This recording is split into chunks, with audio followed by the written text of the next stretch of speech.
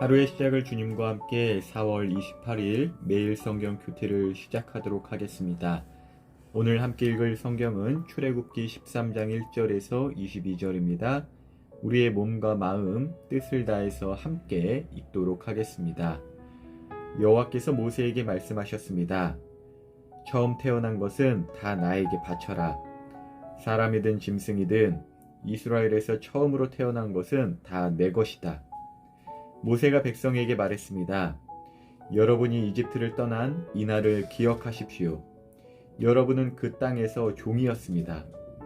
여호와께서는 크신 능력으로 여러분을 그 땅에서 인도해 내셨습니다.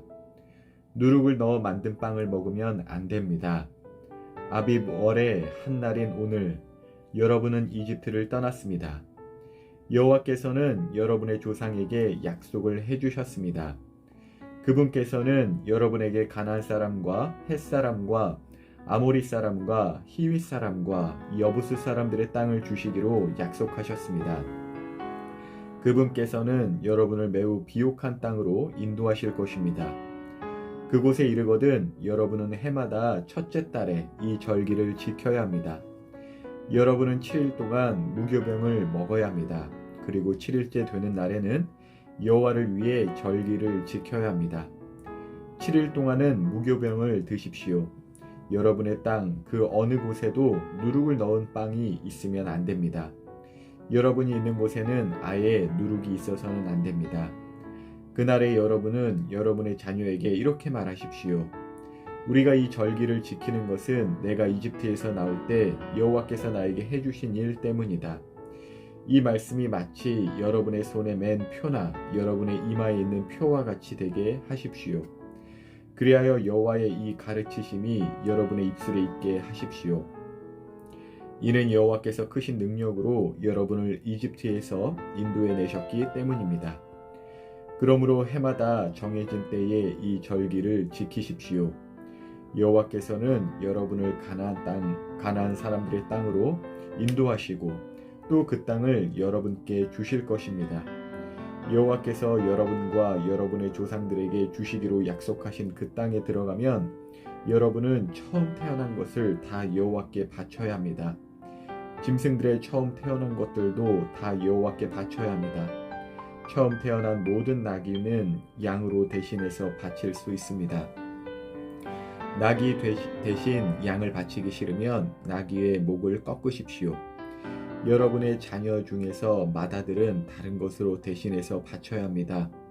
장차 여러분의 자녀들이 왜 이런 일을 하는 것입니까? 하고 묻거든 여호와께서 그 크신 능력으로 우리가 종으로 있었던 이집트 땅에서 우리를 인도해 내셨다. 파라오가 고집을 부리며 우리를 내보내려 하지 않았을 때 여호와께서는 사람이든 짐승이든 이집트 땅에 처음 태어난 것을 다 죽이셨다. 그래서 내가 처음 태어난 모든 수컷을 여호와께 바치는 것이다. 내 아들 중에서 맏아들을 대신해서 다른 것으로 바치는 까닭도 그 때문이다. 이 말씀이 너희들의 손에 맨 표나 너희들의 이마에 있는 표와 같이 되게 하여라. 여호와께서 크신 능력으로 우리를 이집트에서 인도해 내셨기 때문이다. 라고 대답하십시오. 파라오가 이스라엘 백성을 내보냈습니다. 이스라엘 백성이 이집트에서 나올 때 하나님께서는 이스라엘 백성이 블레셋 사람들의 땅을 통과하여 가깝게 갈 수 있도록 하지 않으셨습니다. 왜냐하면 하나님께서 이 백성이 전쟁을 보면 마음을 바꾸어 이집트로 돌아가자고 할 것이다 라고 말씀하셨기 때문입니다. 그래서 하나님께서는 이스라엘 백성을 홍해 쪽에 광야로 인도하셨습니다. 이스라엘 백성은 이집트 땅에서 나올 때 전투 대열을 지어 나왔습니다. 모세는 요셉의 유고를 가지고 나왔습니다. 요셉이 죽기 전에 이스라엘의 아들들에게 하나님께서 너희를 구해주시면 잊지 말고 내 유골도 이집트에서 가지고 나가다오 라고 말하면서 그들에게 그렇게 하겠다고 맹세를 시킨 일이 있었기 때문입니다. 이스라엘 백성은 숲곳을 떠나 에담의 진을 쳤습니다. 에담은 광야의 끝에 있었습니다. 여호와께서는 이스라엘 백성에게 길을 가르쳐 주셨습니다. 낮에는 구름 기둥으로 인도하셨고 밤에는 불 기둥으로 불을 밝히시면서 인도하셨습니다. 그래서 이스라엘 백성은 밤낮으로 갈 수 있었습니다. 낮에는 구름 기둥이 밤에는 불 기둥이 이스라엘 백성을 떠나지 않았습니다.